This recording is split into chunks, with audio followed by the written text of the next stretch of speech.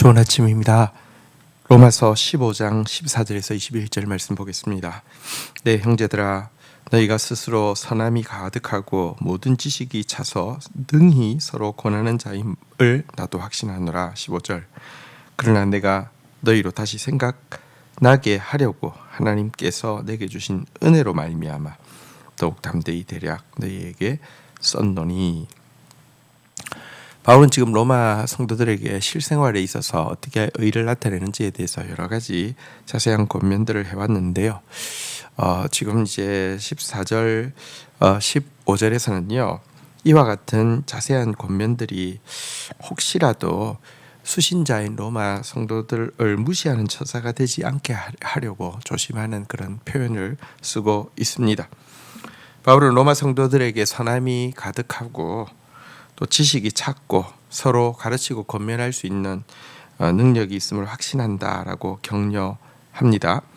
그러면서도 그가 여러 가지 경계 말씀들을 전한 이유는 자신이 받은 이방인의 사도라는 은혜로운 직분을 감당하기 위함이지 결코 자기가 우월해서 그렇다라고 그런 것이 아니라라고 겸손하게 밝히고 있습니다.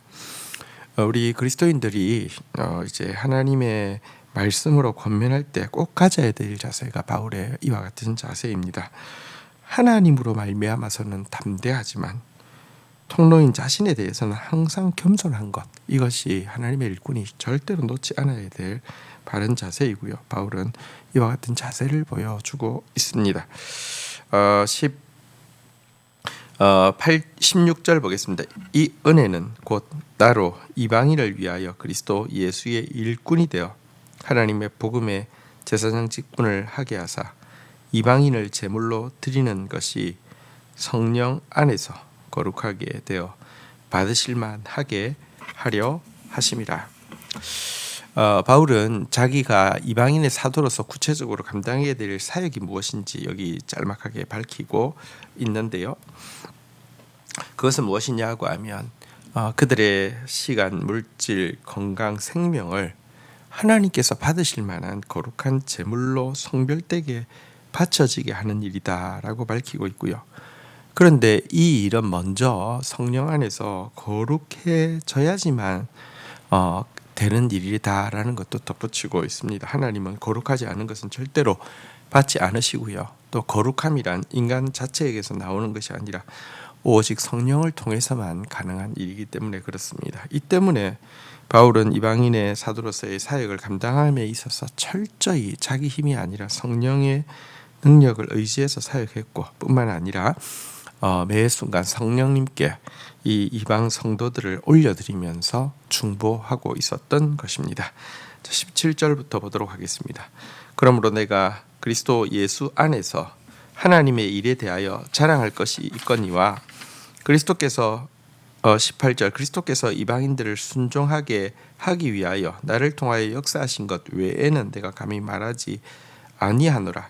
그 일과 말과 행위와 19절 표적과 기사와 능력으로 성령의 능력으로 이루어졌으며 그리하여 내가 예루살렘으로부터 두루 행하여 일루리곤까지 그리스도의 복음을 편만하게 전하였노라.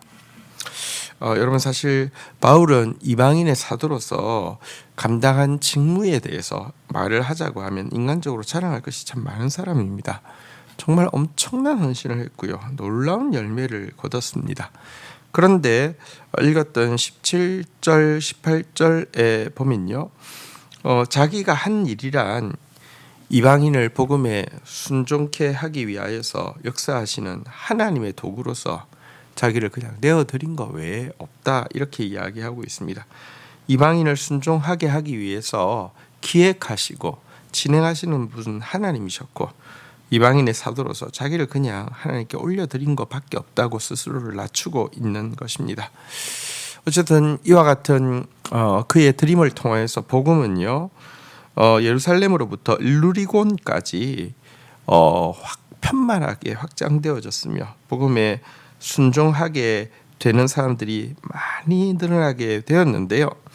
여기에 대해서도 그가 선포하는 말과 행위마다 성령께서 친히 능력과 표적과 기사로 확정해 주셨기 때문이라고 하면서 성령님을 높이고 있습니다.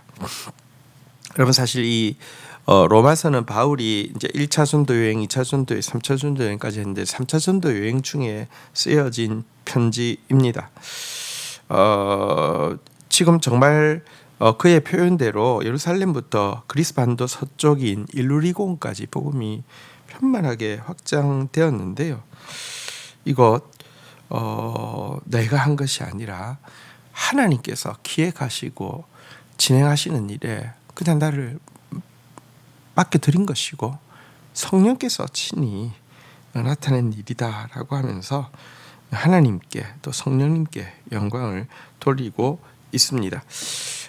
우리 20절부터 마지막까지 보겠습니다. 또 내가 그리스도의 이름을 부르는 곳에는 복음을 전하지 않기로 힘썼노니 이는 남의 터 위에 건축하지 아니하려 함이라. 21절 기록된 바 주의 소식을 받지 못한 자들이 볼 것이요 듣지 못한 자들이 깨달으리라 함과 같으니라.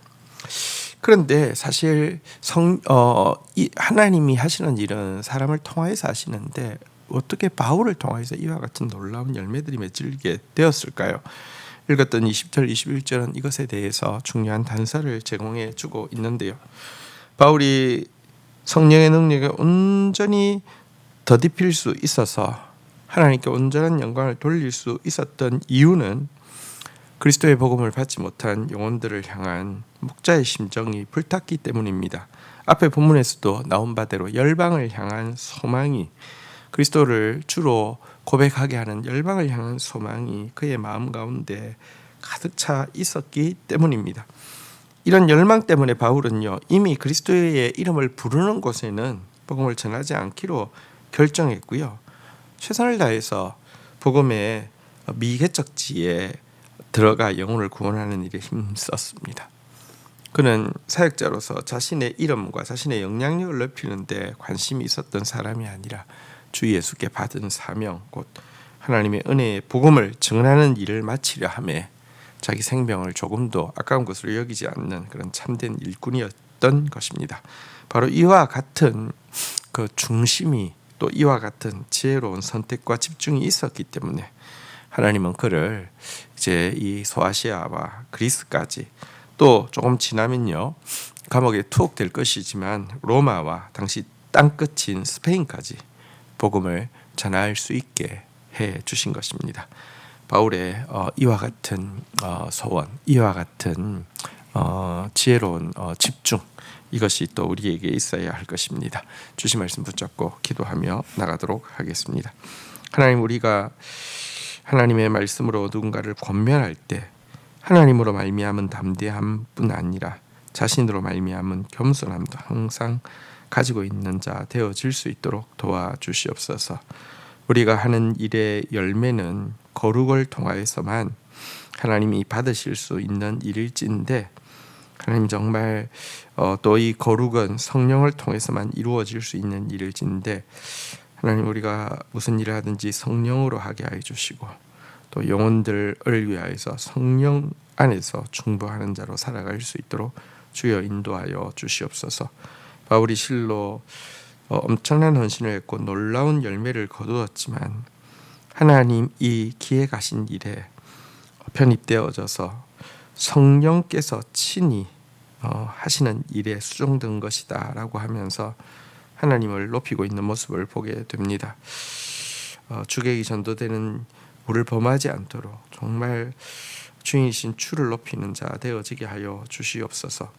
그러나 또 바울 안에 그리스도의 복음을 받지 못한 영혼을 향한, 열방의 영혼을 향한 불타는 목자의 심정이 있었고, 이 일을 위하여서 복음을 듣지 못한 영혼에게 집중하는 그런 전략이 있었기에 하나님 정말 그를 들어서 그 시대에 예루살렘, 온 유다, 사마리아 땅 끝까지 복음을 전하는 일에 사용하셨음을 보게 됩니다.